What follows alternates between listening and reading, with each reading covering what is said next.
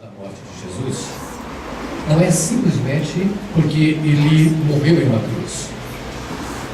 Se fosse isso, não faria muita diferença, porque, muito obrigado, muitos homens condenados pela lei romana também tiveram a mesma morte de Jesus. Então, morrer numa cruz não faz nenhuma diferença, porque muitos antes de Jesus morreram, e depois de Jesus também, muitos criminosos também morreram. Qual é a diferença, então, que faz de Cristo estar numa cruz e dos criminosos, dois, estarem também com ele? Bem, os criminosos estavam pagando por um crime que haviam cometido, e a lei romana era muito severa. Agora, o que é mais interessante é que a cruz de Cristo, o significado dela para nós, não é simplesmente um madeiro. No Brasil não se usa muito, a não ser as igrejas anglicanas. Elas normalmente têm por hábito ou cultura colocar detrás do púlpito uma cruz, não é? Cruz mesmo de madeira, esse por diante. Estados Unidos e Europa também eles usam essa cruz, as igrejas evangélicas usam a cruz com muita tranquilidade e não incomoda ninguém. Agora veja só, qual é a diferença entre Cristo e os homens que estavam também tendo a mesma sentença? A diferença está na pessoa dele. Primeiro, quem estava acompanhando, ladeando Jesus Cristo eram homens que haviam cometido um crime e estavam pagando por seu crime. Agora, Jesus não tinha cometido nenhum crime. Ele não estava pagando por crime pessoal. Ele estava pagando por crime que a humanidade houvera cometido, inclusive aqueles homens que estavam ao seu lado. Agora veja só, por que isso aconteceu? Porque Deus leva seu filho à cruz. Eu tenho que retroagir ao tempo e voltar à história de Adão e Eva. Bem, uma certa ocasião, Adão está tranquilo no paraíso, está administrando o paraíso, a sua esposa ouve uma voz lhe oferecendo um fruto. A Bíblia não diz que é maçã, a Bíblia não diz absolutamente que fruto era. A ordem de Deus era que daquele fruto eles não poderiam comer. Foi, portanto, estabelecido um limite. Senhores, Deus estabelece limites para todos nós. Nós não somos donos de nós mesmos. Deus estabelece limites para encaixar dentro desses limites as nossas ações. Agora, veja só. Eva é tentada, também Adão é tentado. Eva leva, come daquele fruto, leva ao seu marido e ele cede aquilo. Mas aquilo não simplesmente finalizou com o paladar dele. Começa agora uma nova história na trajetória da humanidade. Adão, naquele momento que ele desobedece à ordem divina, ele quebra uma ordem divina. Todas as pessoas que seriam descendentes de Adão, nós, toda a humanidade, estaria debaixo de uma sentença divina, porque foi quebrada uma ordem, quebrado um mandamento, e naquele momento toda a humanidade que nascesse após Adão, inclusive ele, estava debaixo de uma palavra que surgiu: pecado. A palavra pecado significa desobediência. Foi-lhe dito para fazer, ele fez o contrário do que foi-lhe dito, portanto chamou-se pecado. Daí, toda a humanidade que descendia de Adão passou a ser, naquele momento, escravos. Escravos de quem? Adão era livre. Torna-se escravo dos seus pecados e escravo também do autor do pecado, que é Satanás. Satanás, a partir daquele momento, ele passa a reinar sobre o ser humano. Ele passa a reinar sobre a vontade do ser humano. O ser humano, como escravo, não fazia mais o que queria. Não tinha mais o domínio sobre si mesmo. O domínio sobre a sua consciência.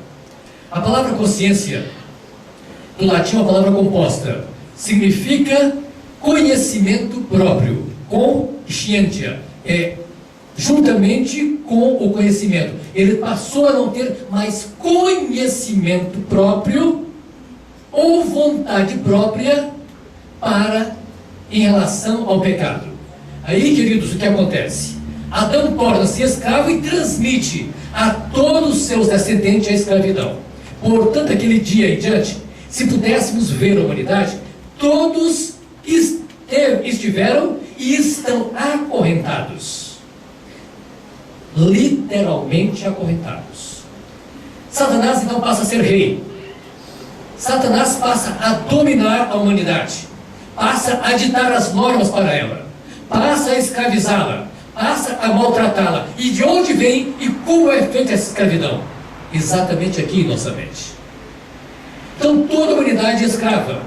Agora Deus estabelece então uma segunda lei, que o homem só seria livre se alguém justo, alguém que não pecasse, pudesse morrer por ele, para substituí-lo diante da sentença estabelecida por Deus para todos os pecadores, inclusive eu e você. E qual é a sentença? Todos pecaram e destituídos, isso é, afastados, ficaram da glória, da presença de Deus. Essa é a sentença. Portanto, toda a humanidade se distanciou, ficou sentenciada a uma morte eterna. Essa morte, ela será para sempre. Quando ela começa? Não é na eternidade. Ela começa aqui e agora. Eu quero dizer uma coisa a você. Você que não teve um encontro com o Senhor Jesus. Quero te fazer uma declaração um pouco desagradável. Mas você está morto. Você está movendo, fisicamente você está vivo, mas espiritualmente você está morto, você está morta. O que significa isso? Espiritualmente você está sentenciado ao juízo e à perdição eterna. Se você morrer daqui a meia hora, daqui uma hora após terminar esse culto, você já está, não será, já está sentenciado à condenação eterna. Portanto, toda a humanidade está, no momento que eu falo com vocês, sentenciados à condenação eterna. Deus sentenciou a humanidade, só que a humanidade ainda não está cumprindo a sua sentença. O juiz, na audiência, condena, o tribunal do júri condena o réu, só que ele não está cumprindo a sentença. Ele só passará a cumprir a sentença quando deixar o fórum, naquele momento, levado à prisão, estará cumprindo a sua sentença. A humanidade só cumprirá a sua sentença após a morte física, porque espiritualmente você está morto, você está trabalhando, você está estudando, você está cumprindo seu dever social, mas para Deus você está morto. Só quero dizer uma coisa, permita-me, outra palavra um pouquinho dura e muito forte. Só que para Satanás você está vivo, porque você o está obedecendo. Você está sujeitando a sua vida às ordens dele, aos pecados estabelecidos por ele para que você o pratique. Todos nós, quando deslizamos, passamos do paraíso para um outro mundo. Esse mundo é um mundo satânico, portanto, está debaixo das ordens dele. E é interessante que Deus então estabelece um plano, ele faz um plano. Hebreus 1:1 diz o seguinte: eis-me aqui, ó Pai, para fazer a tua vontade. A humanidade só poderia ser resgatada se alguém se oferecesse, alguém que não tivesse pecado, ou desobedecesse a Deus, como Adão fez e como todos nós fizemos. Jesus se oferece para vir. Mas o que ele teria que fazer? Por onde ele teria que passar? Ele teria que ter a vida que Adão teve. Ele teria que nascer como Adão nasceu. Ele teria que ser criado como Adão foi criado. E teria que ter uma vida como todo ser humano tem, uma vida secular. Só que ele teria que morrer de uma forma diferente que todo ser humano foi determinado por Deus para morrer. Então, veja, outra coisa também que ele teria que enfrentar, não só viver, mas enfrentar durante toda a sua vida, a Satanás, que tentou Adão. Jesus, ele seria tentado desde o seu nascimento até a sua morte. Como? Ele foi perseguido já, inocentemente, sem ter humanamente, na sua limitação humana, consciência de mundo. Diz a Bíblia que Satanás já tentava destruí-lo, por isso que o pai e a mãe dele fugiram para o Egito, quando ele criança, poucos meses de nascido. Jesus teria, durante toda a vida dele, os 33 anos, teria que enfrentar e vencer a Satanás. Mas como vencê-lo? Vencer sem. Vejam, olhem bem para mim. Ele deveria ser um homem que nunca deveria ter um só pensamento mau. Uma só malícia. Se ele tivesse uma só malícia, o plano dele, a vida dele já não mais prestaria para ser o Salvador. Ele nunca deveria, durante os 33 anos de idade, nunca olhar para uma mulher e ter segundas intenções. Diz a Bíblia, em tudo ele foi tentado. Então, tudo que você imaginar na sua mente, quando eu estou falando com você, em toda e qualquer tentação que você passa, ele foi tentado. Ele deveria passar exatamente por isso. Por quê? Porque eu e vocês somos pecadores. Pecamos as 24 horas, pecamos todos os dias. Ele deveria viver as 24 horas, mas nas 24 horas não deveria pecar um só segundo das 24 horas. Veja, então a missão dele era dificílima. Era uma missão que para qualquer homem mortal, impossível de viver. Impossível de ter sucesso. Jesus então se prontifica, nasce e vem a este mundo. Logo, nos primeiros dias do seu nascimento, é tentado. Alguém quer exterminá-lo. Depois, quando ele tem 30 anos, é levado para o monte para ser tentado, como Adão foi tentado. Satanás aparece para ele, ele passa 40 dias de jejum e oração, e alguns estudiosos dizem, ele passou 40 dias sendo tentado. E a última tentação foi a pior de todas. Outros interpretam o seguinte, a tentação dele foi só no final dos 40 dias. Como você quer entender, mas ele foi tentado. E ele é tentado a transformar pedras em pães. Ele é tentado por aquilo que nós somos tentados, pela fome. Pela fome muitas pessoas furtam. Pela fome muitas pessoas cometem o delito criminal. Só tem uma outra coisa. Existe um outro pecado que todos nós fracassamos nele, que é a vaidade humana. Quem aqui não tem vaidade humana? Jesus é tentado exatamente por aquilo que nós somos tentados. E Satanás oferece todas as glórias do mundo, diz, olha, tudo será teu se você prostrado me adorares. E ele não cai nessa, não cai na tentação que eu e você já caímos diversas vezes e iremos cair durante as nossas vidas, durante a nossa existência aqui, iremos cair muitas vezes. E é interessante que o espetáculo, todos nós gostamos de espetáculo e gostamos de aparecer quando tem pessoas importantes. Ele é levado para um local alto e é tentado, salte daqui, será um grande espetáculo, porque os teus anjos não vão permitir que você, vou usar a linguagem nordestina, se esborrache no chão, se rebente no chão. Você não vai morrer, porque os teus anjos vão te sustentar. Aí Jesus responde o seguinte, não tentarás o Senhor teu Deus. Jesus, como homem, veio exatamente para cumprir a missão que ele foi determinado para cumprir. Por que Deus escolhe o seu filho? Ele foi escolhido. Ele foi escolhido porque tinha qualidades. Ele, como homem, era 100% Deus e também 100% homem. Só tem uma coisa, ele abdicou, abriu mão do poder de Deus. Veja, o verso que eu li diz assim, salvou aos outros e a si mesmo não pode salvar-se. Olhe bem para mim, preste atenção. Deus tem prazer em libertar. Deus tem prazer em curar. Jesus usou o poder dele para curar. Usou o poder dele para ressuscitar mortos. Usou o poder dele para caminhar sobre o mar. Usou o poder dele para libertar pessoas endemoniadas, dezenas delas, ou talvez até centenas. Ele fez grandes milagres. E tudo isso ele fez em prol do ser humano, em prol da humanidade dos seus dias. Só tem uma coisa.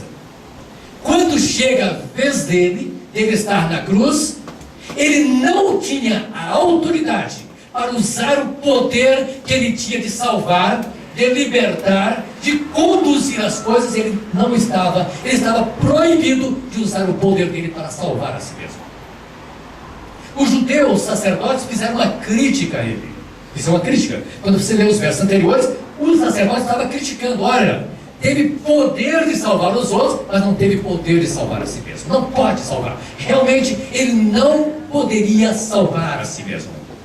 Porque ele estava cumprindo uma missão para continuar salvando a você que está aqui nessa noite, libertar a você que está aqui nessa noite, salvar a você das drogas que você usa, salvar a você do pecado que tão de perto te aflige, e você já confessou muitas vezes, mas não tem força para vencê-lo. Ele poderia salvar, como provou que poderia salvar as demais pessoas, e no momento que está ali antes da sua morte, salva um condenado, um criminoso, que disse: Senhor, lembra-te de mim quando entrares no teu reino. Jesus não disse: você está cumprindo alguma coisa que você merece. Ele não disse isso. Ele disse: hoje, agora, hoje mesmo estarás comigo no paraíso. Até na hora da sua morte, ele veio para salvar. Mas não podia usar o poder dele para salvar, para libertar. Os sacerdotes que estavam ali abaixo da cruz queriam um espetáculo. Jesus não veio para fazer espetáculo. Ele veio para cumprir a vontade do Pai dele. E a vontade do Pai dele era que seu filho vencesse um poder que jamais outro homem venceria, e jamais venceu e jamais vencerá, que era o poder de Satanás. Jesus veio para vencer esse arqui-inimigo de Deus. A Bíblia, esse homem, esse ser, tem tanto poder que a Bíblia diz o seguinte: o Deus das trevas. Deus. A Bíblia trata Satanás de Deus. A Bíblia diz: o Deus das trevas cegou a visão dos incrédulos, para que não lhes resplandeça a luz do Evangelho. O Deus desse século. Queridos, Jesus agora suporta as dores, suporta a angústia, suporta tudo isso para fazer uma coisa. Quando a gente lê em 1 Coríntios 4:4, perdão, não é 1 Coríntios, em Romanos, diz da seguinte maneira, Romanos 3:25, diz da seguinte maneira que o versículo ali citado diz a respeito de remir os pecados que foram praticados em nossa ignorância. Essa tradução, a palavra remir, ela é boa a tradução, só que no original grego não é essa a palavra, porque quando Paulo escreveu esse versículo, ele escreveu na língua grega. Ele não escreveu remir. Quem traduziu? Traduziu. Significa remir, significa perdoar. Mas ele escreveu a palavra pretermissão. Vou repetir. Pretermissão. Que era uma palavra usada pelos tribunais romanos. E essa palavra pretermissão, sabe o que significa? Era no direito civil romano, quando alguém, antes de morrer, fazia um testamento e colocava o nome de parentes e de amigos. Só que na pretermissão, ele deixava de colocar um amigo seu do coração, para ele não receber a herança que ele ia, depois da morte, as pessoas iam herdar. Então, o que era pretermissão? Aqui está o amigo dele. Era passar por cima, esquecer o amigo, não considerar o amigo. Quando Paulo escreveu essa palavra, que os nossos pecados foram pretermidos, os pecados praticados foram pretermidos do grego, sabe o que significa isso? Que Deus, tudo que nós fizemos no reino de Satanás, Deus passa por cima, desconsidera todos aqueles pecados, através da morte sacrificial de Cristo Jesus, o Senhor.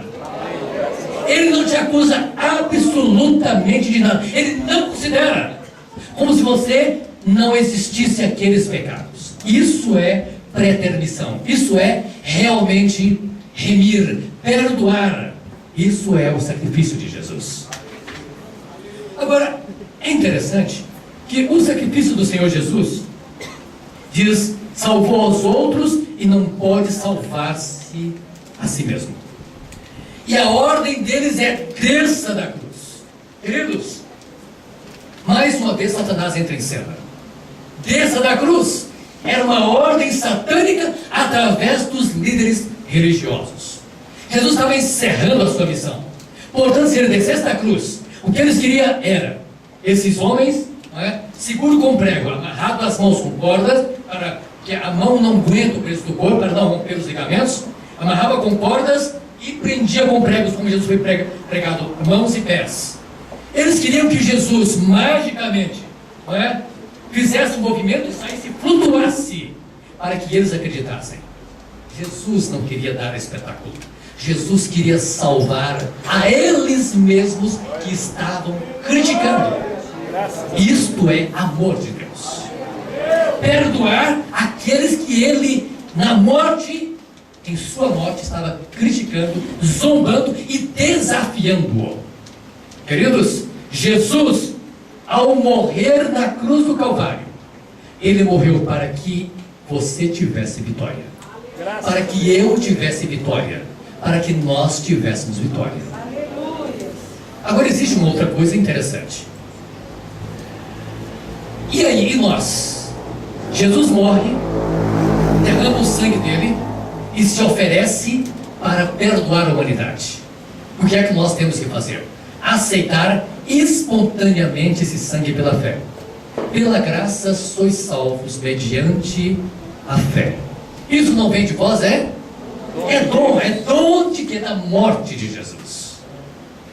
Dom significa o seguinte, carisma ou dom, já do latim, significa algo oferecido gratuitamente sem que a pessoa mereça. Charisma significa isso, dom gratuito, você não mereceu, ele fez tudo sem você merecer. Graças a Deus. Por isso diz a Bíblia, pela graça sois salvos por meio da fé. Isso é dom de Deus, não vem de você. Isso vem do dom divino ao oferecer seu próprio filho para morrer por você, suportando a cruz até o último instante. Jesus morre, mas não fica. É tirado da cruz, tirado por homens. Aí sim, naquele momento, no último suspiro da vida dele, está, Pai, disse ele, está o quê? Consumado. Pai, o meu arqui-inimigo Satanás está vencido.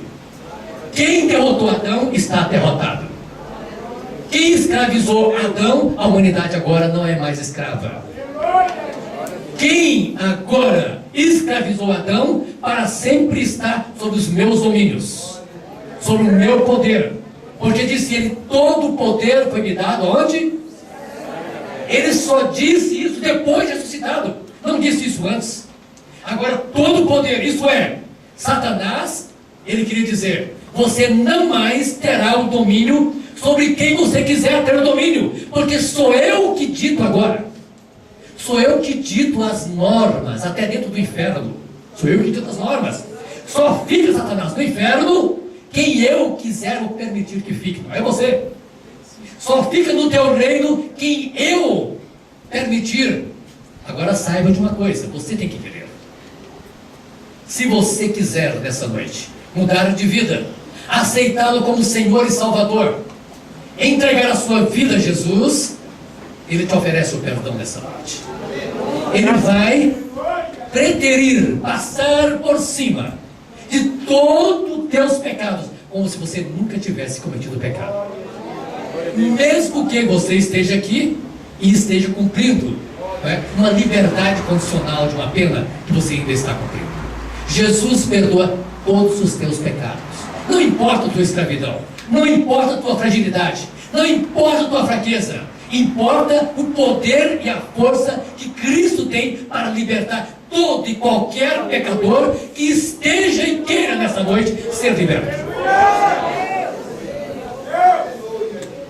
E agora, se você aceitar o Evangelho, quando a gente lê Atos 2 e 8, diz o seguinte: recebereis o que mesmo? Poder ao descer sobre vós, muito bem, o quê? E ser-me-eis? Veja a palavra testemunha. Novamente, tradução, é boa essa palavra, tradução. Mas no original grego não foi escrito testemunha. Sabe o que foi escrito no original grego? Aí que pesa o cristianismo de Jesus em você e em mim, que aceitamos e você que vai aceitar nessa noite. No original grego, não foi escrito testemunha, foi escrito mártire. Uau! Então vamos repetir o versículo, está a palavra mártire. Recebereis poder ao descer sobre vós o Espírito Santo para serdes mártires, para morrer por minha causa. Uau! Para morrer por mim. Se for ter a mesma morte que eu tive, no grego é mártir, é morte. Saiba que quando aceita-se Jesus como Salvador, não é o que muitas igrejas estão pregando, senhores. O que muitas igrejas estão pregando é o evangelho fácil, que você continua tendo a vida antiga, dentro da igreja, canta, prega, ensina, mas não tem mudança. Você precisa ser um mártir, e mártir é morte todo dia, mártir é morrer todo dia. Morrer para o mundo, morrer para as ofertas, morrer para o mundo encantado, que tira o raciocínio lógico, que tira a nossa consciência. Ser mártir é morrer. Por isso que Cristo falou em Mateus: quem quer vir após mim, negue-se a si mesmo, tome o que mesmo e siga-lhe. Ser mártir é tomar a sua cruz. Ser mártir é você orar e alguém ser curado, e quem orou ter a doença e não ser curado. Isso é ser mártir. Ser mártir é orar para que Deus liberte alguém que está, um filho de alguém que te pede oração, que está embriagado nas drogas, Jesus libertar, e seu filho você ora e chora e clama, e ele está na cadeia. Isso é ser mártir. E não é este o evangelho que as igrejas evangélicas do Brasil têm apresentado. Mas nessa noite, pela graça de Deus, estou vos apresentando o evangelho. O evangelho do sacrifício, o evangelho do martírio, o evangelho da libertação, o evangelho da transformação. E sabe por que eu estou fazendo isso aqui nessa noite?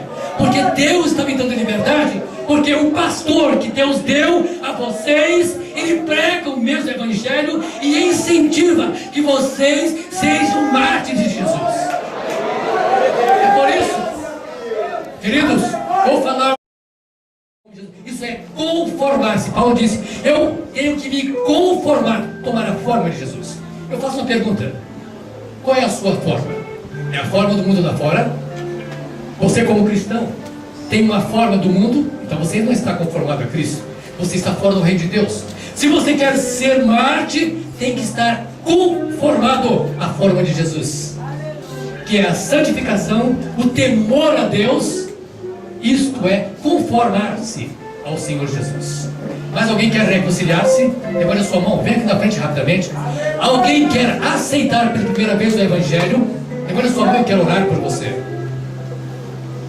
Em nome de Jesus, em nome de Jesus. Você que está na internet me ouvindo, saiba de uma coisa: Jesus está aí na sua sala. Ele está te vendo, e Ele quer que você se conforme, tome a forma dele, aceitando o sacrifício, vivendo como mártir nesse país que você está me ouvindo. Seja em Portugal, seja na Espanha, seja na Itália, seja nos Estados Unidos, seja na Bolívia, saiba, o Senhor te ama e quer te libertar aí mesmo onde você está. Aí mesmo no país onde você está. Você que está sentado nesse sofá, me ouvindo neste momento, Cristo quer te mudar neste momento. O Senhor abençoe vocês, o Senhor vos guarde. Pastor Rubens, orando por esse jovem.